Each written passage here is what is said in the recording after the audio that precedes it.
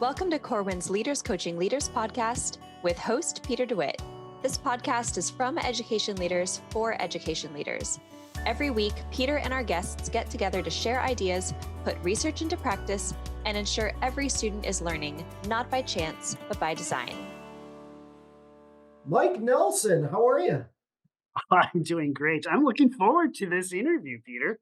That's good. I mean, you are a pro now with being a I know co-host. this is my second podcast co-hosting with you. I am into my sophomore year of podcasting. That's, that's, that's a great way of, I totally understand now why Tanya said, Mike needs to be the co-host. Yes, looking forward to this one for sure. So Elisa MacDonald is our guest, and she's a two-time best-selling author and consultant and coach dedicated to ensuring educator collaboration results in better outcomes for all learners. She does, virtual sessions, in-person sessions. She's been doing it for a number of years. She was also the national director of teacher leader development for Teach Plus. And prior to that, she worked in the Boston Public Schools as assistant principal of instruction, a literacy coach, and a teacher. So she has a ton of experience. She does have a ton of experience. And the titles of her book, I love them. The Skillful Team Leader and Intentional Moves, both of those really resonated with me as, both of us have been former principals and I've worked in the superintendency. And, sometimes to nudge people to the next level, to support them in their adult learning so they can impact student learning, it's about some of those small little, I love the word moves, instructional moves or intentional moves that can really make a difference. Yeah, she was. So in the interview, there are certain parts that I want people to kind of tune into. I love this whole discussion around the idea of vulnerability when it comes to school leadership, because I feel like too many leaders don't feel like they can be comfortable in that vulnerable spot. And you and I being, leaders, me at the school based and you both for school based and district, um, have practiced that level of vulnerability, and we've probably found typically there isn't a downside, but she was able to talk about that. So I, am looking forward to listeners hearing that part. Is there anything that she talked about to you that you thought, yeah, I really enjoyed that part? I resonated a little bit on some of the same things. She really talked about this relational trust as in vulnerable trust. And, I think you and I kind of brought in the words authenticity throughout that. And, I would love for our listeners to kind of watch for that to come through pretty significantly throughout the interview. And, um, I think she used the word impact quite a bit throughout, Mm. and it is her desire to the things that she would like to share, her wisdom, really making an impact for students and their learning. And gosh, you can't beat that, can you? No, not at all. All right. So, Elisa MacDonald, and we hope that you enjoy the podcast. If you're a school leader looking to sharpen your leadership abilities, a personalized workshop led by an accredited consultant can help. Corwin can equip you with the tools to become a leader that inspires those around you. Get started at corwin.com. Elisa MacDonald, welcome to the Leaders Coaching Leaders podcast. Thank you so much. I'm so happy to meet you both. It's just really nice to be with you. So, where are you joining us from, actually? I am in Arlington, which is right outside of Boston. And I should warn you, we live like on the heights, so this high area where we get these microbursts. And right now we're having like a massive windstorm. So it is possible that a tree could go down outside my window, but we will keep going. I am actually an East Coaster as well. So I'm in Albany, New York, and we're having the same wind. I just went outside and because I was going to go running outside, and I thought, no, I think I'll hit the treadmill today because I'm going to get blown away. I know, Chris, I just put away like the gloves for the kids and everything. And then I went out to walk the dog and I was like, oh my goodness. Okay, this is Boston weather. We got it. And Yeah, Mike, It just ties to we're in Washington, I'm in Washington State, and we had the wind a couple days ago, so we kinda just pushed it your way, pushed it east. There was a tree that went down in our neighbor's property, and, you just have to prepare, which is Yes. kind of the reason for this podcast, don't you think, Peter? It's like we're moving right into dealing with what brings us forward and trying to be intentional about Yeah. supporting the people in which we lead. We're excited to have you today, Elisa, and we're going to jump into some great questions and an incredible conversation with you. And I look forward to learning from you in the next few minutes. So, in your book, Intentional Moves, you emphasize the importance of fostering an inclusive environment and strengthening team trust. Could you share a specific example or strategy that has significantly impacted team dynamics and trust in an educational setting? Yes. So I think it's first really important to define trust, and I distinguish in the book the difference between relational trust and vulnerability based trust. So Mm, I sort of explain it in like an everyday example, right? If I'm a mom and my kids are at school and I can't make it to pick them up, I am going to trust this mom that I have relational trust with. She's going to be there on time if I text her and say, "Hey, can you pick up my kids?" She's reliable, she's dependable. But I may not have the type of trust with this particular mom where I'm going to confide in her that my child is struggling in school. For that, that requires vulnerability, right? So when we have vulnerability based trust, we're exposing our not just insecurities, but making public and thinking out loud and having that productive struggle in a public way. So for teacher teams in particular, it would come across as looking at student work, right? So I've been in team meetings where maybe people are new to bringing in student work. And so people kind of bring in maybe, this lesson worked really well. So at what point are we now shifting where we can bring in work where perhaps the students did not do well? Perhaps as a teacher, I don't know what to do with my kids right now. And I'm bringing an authentic dilemma to the problem. So there's a whole bunch of ways to strengthen vulnerability based trust on a team. Um, at the leadership level, right? It's a lot of modeling. And I know you guys write about this, I believe, in your book about modeling what you lead. Mm. And so it's the principal, the district leader being vulnerable with others about something. I don't know the answer to this, or I'm working this out, right? And modeling that. At the teacher level, again, maybe looking at student work. And ways you can do that might be going first, being the first person to bring in your work, being the first person to model your lesson. And of course, there's lots of moves in the book about how to get to that point. So you're not just sort of like jumping in and, um, you know, putting yourself out there in an unsafe way. And then I guess the other piece I would say is I do write in the book about psychological safety. And when I talk about sort of the 4 different types of teams, it will come up, but that's just establishing the climate on the team and the culture where it is safe to speak up. It is safe to be vulnerable with one another. Do you see there's a hierarchical between relational and vulnerability, or do you see an intersection when you work with your educational teams? So I love this question because teacher leaders who I work with even will say like, well, you need relational before you need vulnerability. And I do absolutely agree with that in a lot of circumstances where once you have established that relational trust where you know the person, you know who they are, you've shared who you are, um, you're reliable and dependable with one another, you're going to follow through with what you say. Those all fall under that relational piece.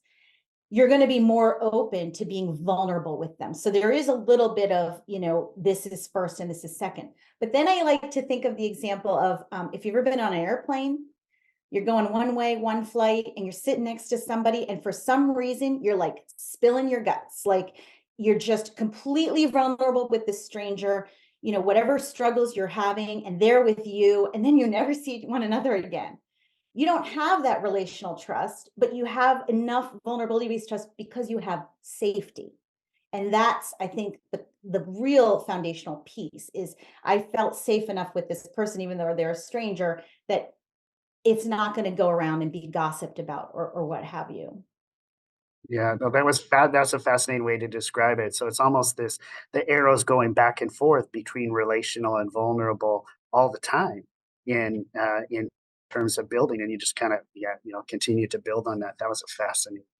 And I think I'd add one more thing, which is, it makes me think of, Peter, the conversations you had with a lot of people around mindset, right? And this idea of like, what comes first, right? Do you first have the mindset and then the actions, or do the actions come first and then the mindset, right?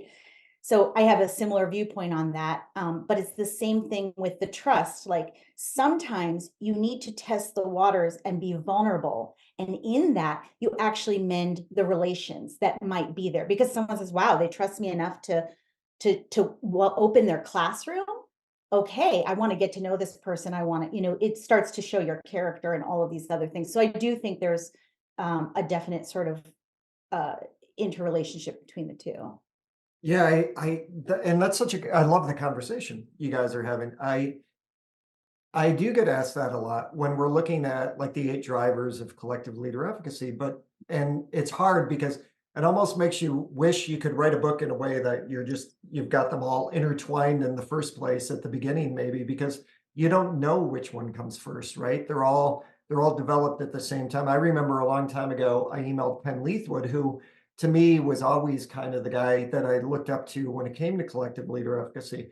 And I was getting ready to give a presentation in Canada, and I just asked him, so if a team comes together, does everyone have to have self-efficacy first before they can develop collective efficacy? And he said, no, it's not a linear fashion. He said, you actually can develop self-efficacy at the same time that you're developing collective efficacy. And of course it made sense, because I was like, of course, like I was a runner and I was a part of a team. I became a better runner because of the team. It doesn't mean that you had to be a great runner to start with, and all of that stuff. One of the things that you had mentioned was that a mindset.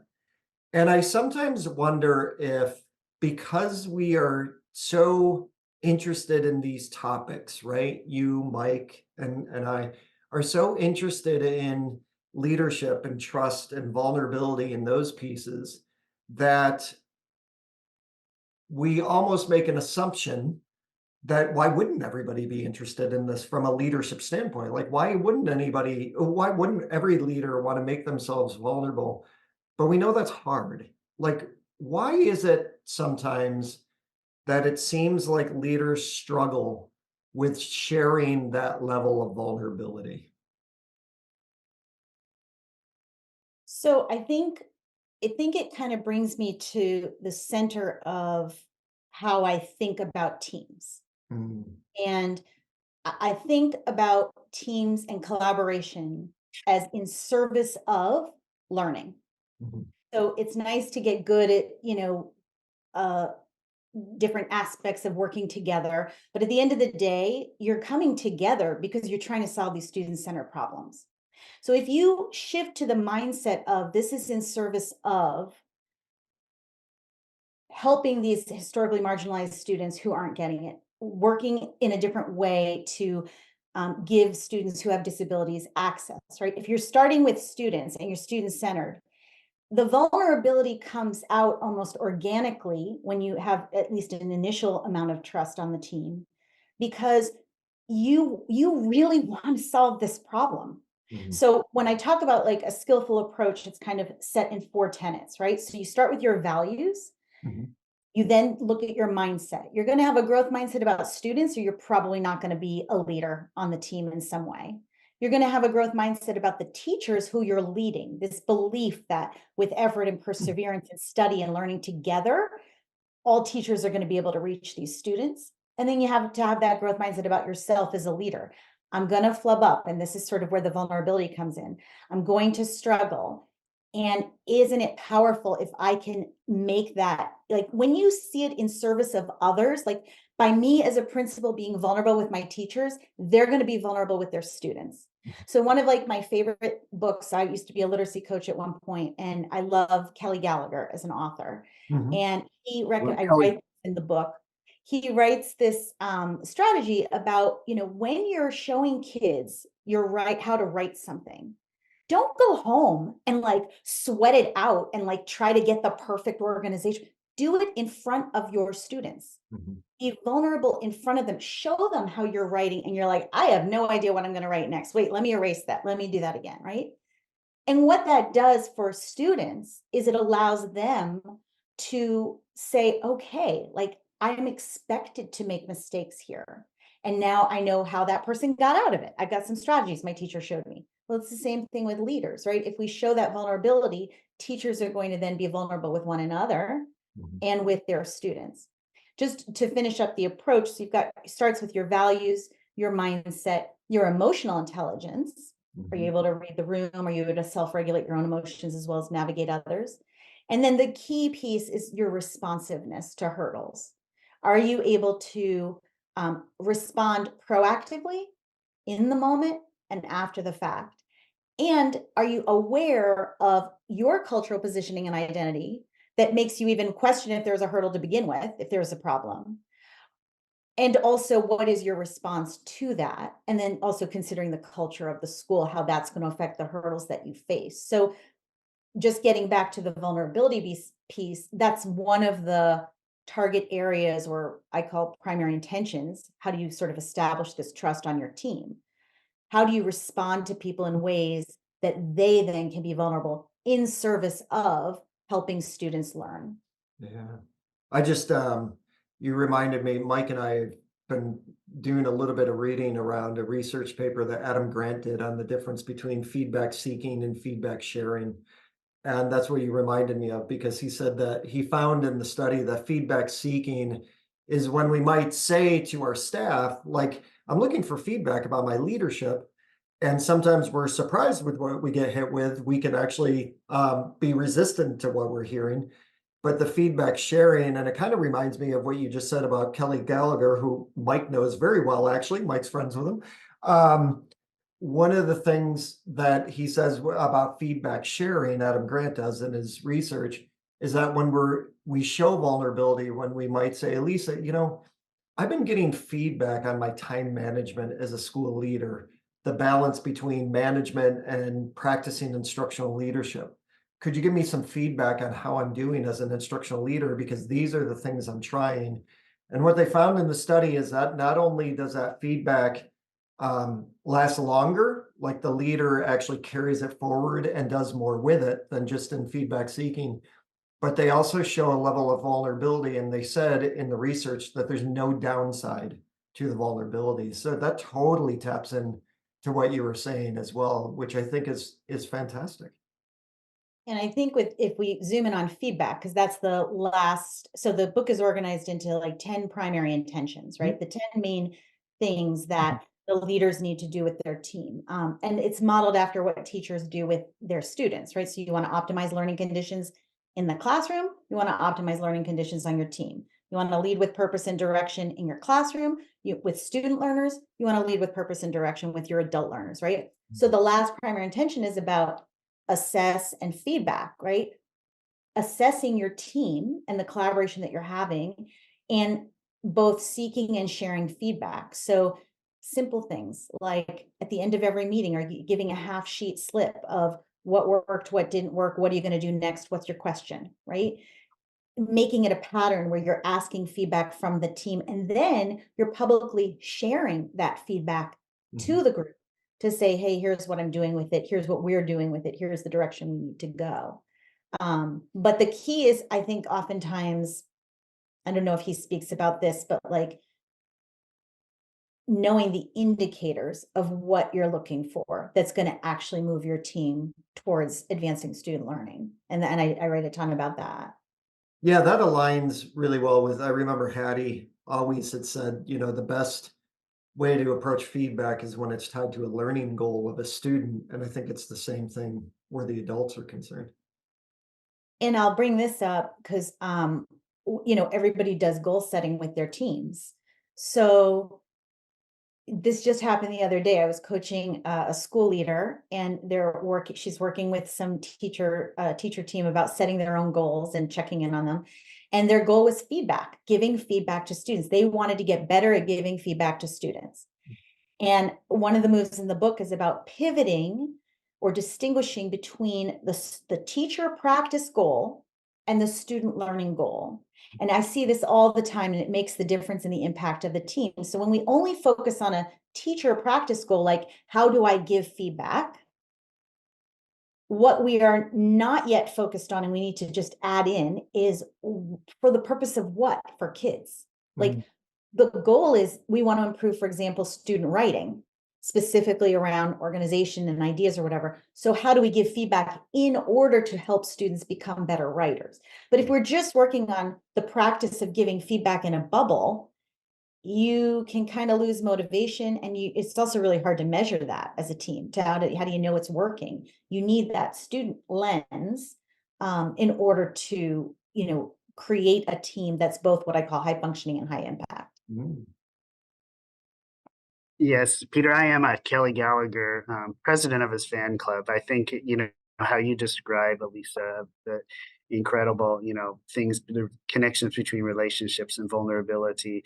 He provides a level of authenticity. It's just real. When you watch him, I've watched him teach many times in a secondary English high school class. Amazing things that he does with students that provide the impact. I want to play with that a little bit, if you wouldn't mind. So you kind of led us there a bit around, I think you said teacher practice goals for the purpose of what? And, we've all been principals and we've all worked with adult teams. And there's some teams that both teams, let's say, are just really high functioning in their element in some ways, but one team gets results and another team doesn't. So you kind of led us down that path. Is there any more specificity around that within your thinking? Yeah. So when I was working with schools across the country, I was working for a nonprofit, and this is something that I started to notice, is that you could have two teams, even within the same school, under the same principal leadership, and yet Right. one of those teams was actually having a measurable difference for kids. And what I started to think about was, first of all, it goes back to the indicators, right? If you are a principal or a teacher looking to see how well a lesson worked, you know what to look for. Whereas a first year teacher might come in and say, oh, I had the best lesson. I was so on. The kids were so like chatty. It was great, right? But once Mhm. they start to learn what to look for, they say, oh, I had such a great lesson. So and so asked this really thoughtful, critical question about the text. So and so worked through struggle and was able to work with their team or whatever it is. So you know those indicators as a teacher with your students. When you are either a leader going into teams and trying to figure out where you need to put your resources, or you are a leader on the team, a coach or teacher leader or department head, or any member of the team, if you rotate leadership, you need to be able to look at your team through two lenses. So the first is what we typically think of, which is function, high functioning team, right? These teams are described as collegial, productive, whatever you put in front of them, they're going to get done. And most often we kind of let those teams go. We're like, okay, they're good. But when we add the lens, not delete the first lens, but add in the lens of impact, and to what end? What are they producing, and what's the effect on student learning? What's the effect on specific populations of students? That's when something interesting happens. And what I did was put these on a matrix. So you're looking at function and impact. So function is the y-axis and impact is the x-axis. And suddenly 4 types of teams emerge. In your quadrant 1 team, you have this high functioning, high impact team where we want everybody to be. So not only are they collegial, but they're also able to, produce those outcomes. Quadrant 3, nobody wants to be low, right? Not getting along, infighting. They don't know how to have conflict, certainly not vulnerable. But where it gets most interesting is quadrant 2 and 4. Quadrant 2 is your high functioning, low impact team. And I use the symbol of a hamster wheel. So a quick example, you'll have a team who, I was working with a team of English and history teachers who created an interdisciplinary unit. Fantastic. Applaud them for finding the time to come together, coming up with interdisciplinary unit. But then when collaboration was over, they're no longer meeting. So when things get hard, which is implementation, we're no longer collaborating. That quadrant 2 team can also suffer from what I wrote in an article a really long time ago, this culture of nice, where we're looking at student work, we're having a data protocol, but we're not actually suspending one another's assumptions as we have these conversations, right? Having critical conversations. We're maintaining that nice. So that quadrant 2 is on that hamster wheel, and they're so close. They just got to hop over. The last one gets back to vulnerability. So this is sort of a weird one, which is low functioning, but high impact. So individually, these teachers or leaders, I notice a lot of leadership teams are in this quadrant.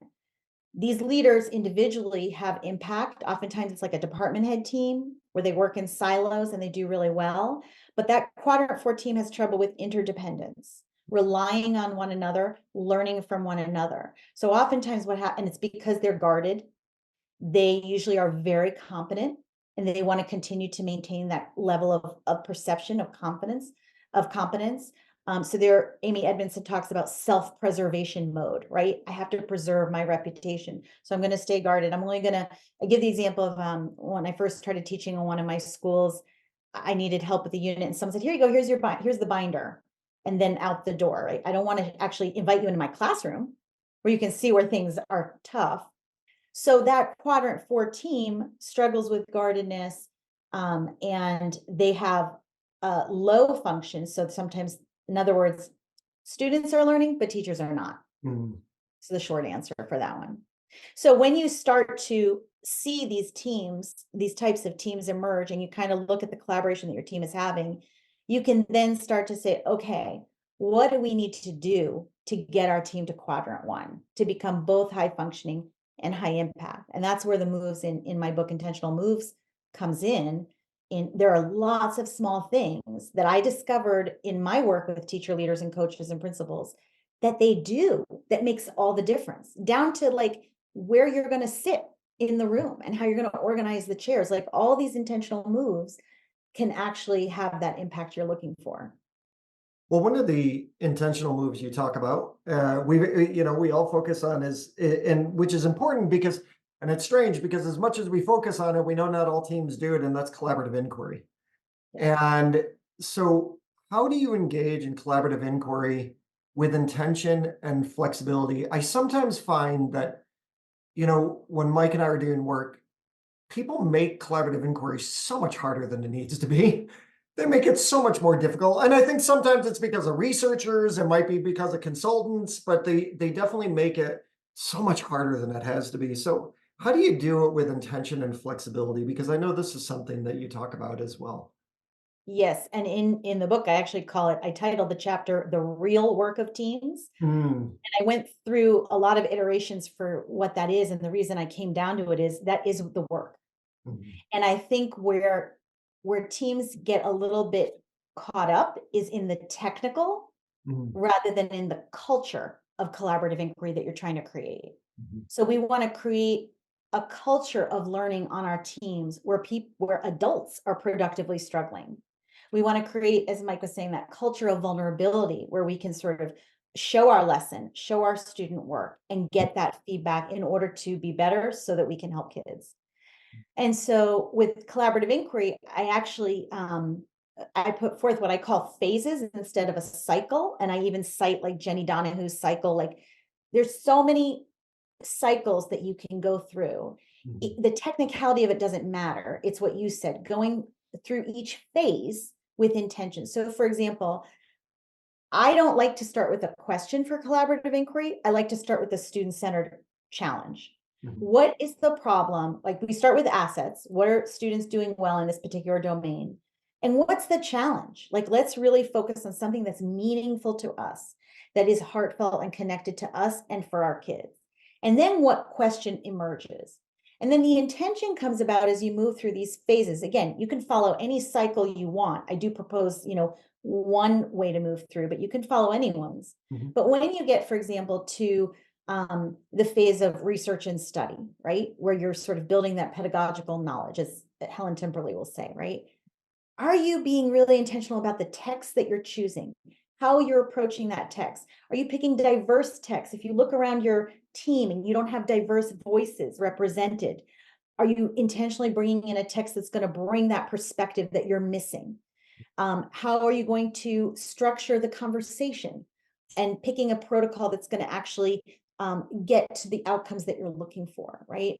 So at different phases, same thing with analyzing data, like teams are always looking at data, but how intentional are we being about that? In other words, you've mentioned this as well, but like you'll select data because we have it. We have an assessment, so let's use that. And I get it. You don't always want to create something new, but what are you measuring? It's got to measure what you're teaching. So being intentional about how you select the data, how you prepare it for people to analyze. So I went into a team meeting and the teacher leader did a great job of bringing her assessment, and she wrote down, took time. She took percentages of every question that the kids got right. And she wrote under each question, 60% got this right, 40% got this right, just her formative assessment. And then we had the conversation and it was like dead. Now, it wasn't her facilitation. It wasn't the teachers. It's because she didn't provide everything they needed to find out, why did 60% get this right or wrong? Why did 20%? Who are the 20% who got this wrong? So it's just a small little thing that sometimes, especially with formative assessments, if we can be really thoughtful and intentional about how we are, what we're selecting, how we're having these conversations. So throughout your collaborative inquiry cycle, being intentional about each piece. And the flexibility piece comes in, I kind of make a joke in the book about, the inquiry cycle is not like the life cycle of a frog, right? Like you're going to go from, now I'm not a science person. All the science people are going to be like, she's messing up the cycle. But like you go from maybe tadpole to like 2 legs to 4 legs. If you go back to 2 legs, you got a problem, right? Like you're not going to go forwards and backwards in the cycle. But in inquiry, you are constantly all over the place. You start with the student-centered challenge. Maybe then you go and look at the data that you have. You realize you don't have enough data and you don't have enough understanding of the problem. You then go to the research and study portion. You test something out. Like you have to be flexible as a leader to move around that cycle and understand really what you're trying to do is get some student growth with whatever this challenge is, and through that collaborative inquiry. Yeah, we often find that when we have people start off with that problem of practice, we have them define what success would look like. And that's where people struggle. We will have them go through the process of success criteria. And that's where they go back and say, oh, maybe this isn't, because lots of times they will identify the success criteria in a very quantitative way, which would actually be an outcome.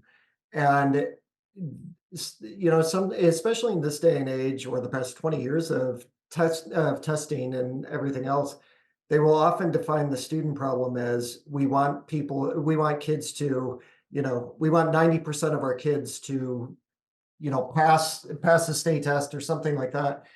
And we all often have to go back and say, is that really the problem you're trying to solve? Or is that an outcome of the problem you're trying to solve? And then going into the success criteria piece is important. What would success look like if you did this work? And that's where we find that there's a lot of the cognitive conflict, because they don't always think, and nobody's to blame here. I think it's because we go so fast all the time, much to what you're saying with intentional. We never slow things down to become more intentional in the work that we're doing. We're kind of on to that next step. So that fluidity piece is an important piece. Now, I have one more question for you. And you had mentioned, so this whole season is on the learner's mindset. And so you had said something that I think is fascinating. You said, what I started to notice. And I love that you said that. So what have you learned in the years that you've been doing this work? Because I feel like we're so focused on, what are the teachers doing or what are the students doing, that we ourselves as adults are never really processing what we've learned. So what have you learned about yourself during doing this work? So it's funny because I say that both of my books are like all my mistakes and learnings, like put into a book, right? So my first book, The Skillful Team Leader, is like all about the hurdles that you face as a leader. And, I wrote about, composite stories of different things that happen to teams, but I lived many of them, right? Because we have to learn from our mistakes, right? We all have, yeah. Yeah. So there are so many things. I think one of the key things, and this kind of gets to the title, and you have the word intentional as well, is you want to lead with intention, Mhm. but you also want to be open to that which you didn't intend. Mhm.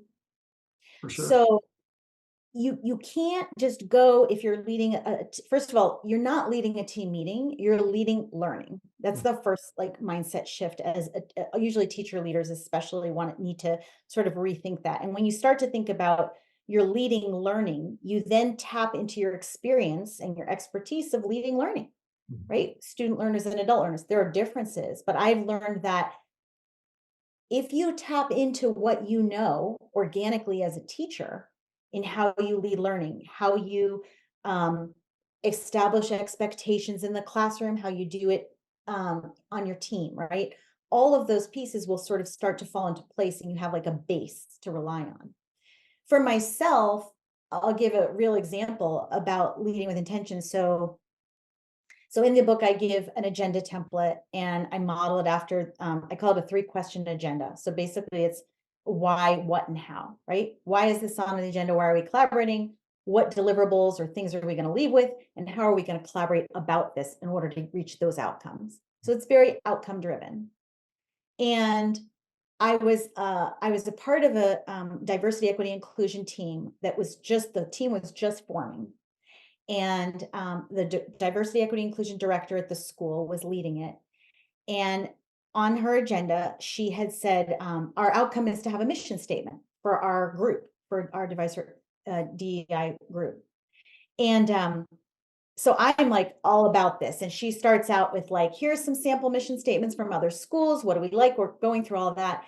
And then we get to this point in the conversation. We probably have like 15 minutes left in the meeting and we still don't have the statement.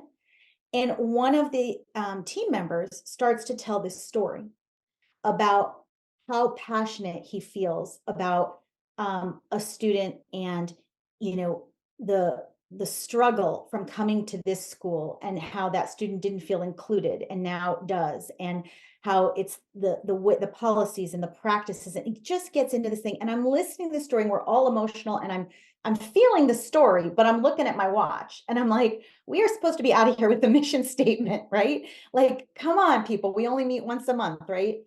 And she let him talk for like 10 minutes. And I was so uncomfortable, even though I was moved. And all of a sudden, she just paused when he stopped talking and she just said, "Thank you so much. You just made our mission real.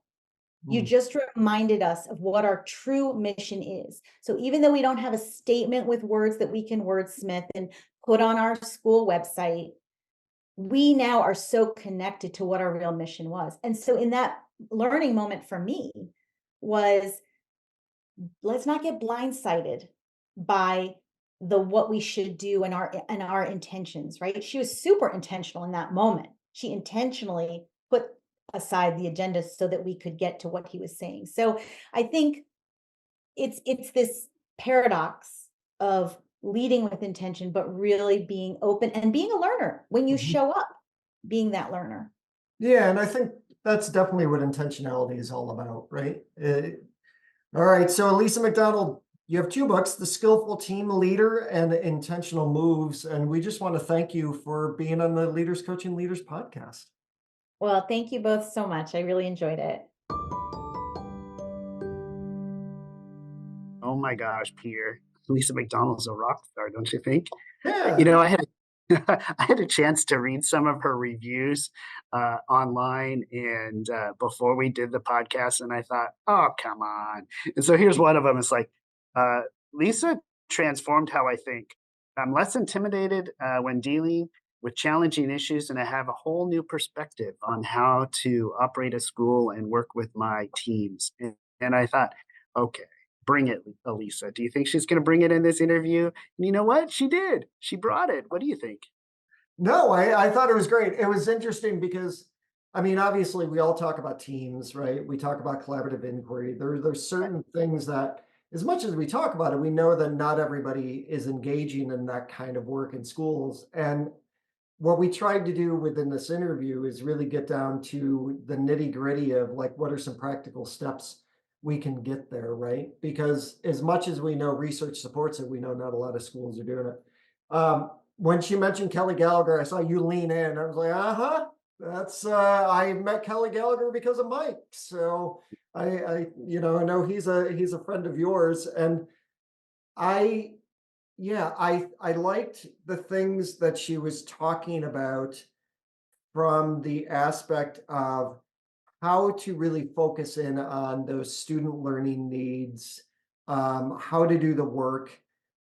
I liked how she talked about, because you and I have talked about this in the past, it's not just what we come together about, it's how we come together, right? And she was talking about that as well. Those are important nuances that people don't always think about.